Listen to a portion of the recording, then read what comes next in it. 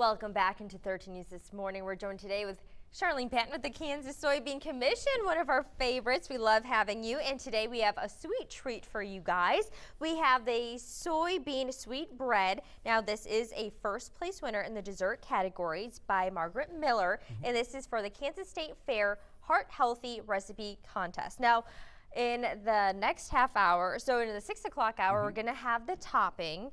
But for right now, we're making the bread. So there's a part one and part two. This is part one. So Charlene, how are we going to make this? All right. We're going to start out with 2 cups of granulated sugar in here. And you're going to add the eggs. She has a lot of different soy ingredients in here. And eggs we really could classify as another one because the main use of soybeans in Kansas is to feed livestock. Right. I didn't even think about that. Now you're going to add the vegetable oil, and that is 1.5 cups. And we've talked about it before, but with the vegetable oil, the only ingredient in there is soybeans, right? Yes. And this is going to make 2 loaves. So if it looks like a lot of ingredients, we're going to have 2 loaves the here. bread tins? Is that what we're making? Okay. Yes. Now you can add the soy milk. You can add the vanilla. Okay. And then, Jared, after you add that, you have the dry ingredients over here. This is 1 cup of soy flour, 2 cups of all-purpose flour that I've blended for you. And then you have the leavening, baking powder, baking soda, our cinnamon, and then a little bit of salt. Oh, okay. Go ahead and mix that. And okay, but not the nuts yet, right? Not the nuts yet. Do you notice she always gives me the dry ingredients? I'm not allowed to. I'm not allowed to do the liquid. No.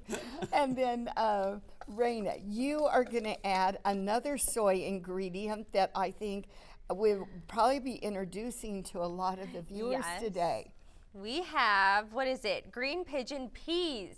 What is that? I know, I've never heard of it. I haven't either. Okay, what is that? but we're pouring them in. It is a canned edamame. Yeah. So this is like edamame, but it's a special variety.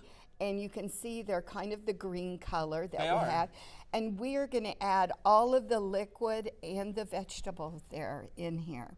Okay, that's interesting. You know I love edamame, so I haven't heard of that. Interesting. This is going to be very nutritious with all this soy in there and the soy protein. And that is also going to add a lot of moistness to this bread. Okay, now you can add all of our dry ingredients. Okay. Very be careful good. Here so we don't spill everywhere. And then I'm going to go ahead and let you add the raisins. She has a cup of raisins, and you can go ahead and add 3/4 cup of pecans that are chopped. Oh, already in here? Yep. Okay. And we're doing it now because that flour. No, you're in my way.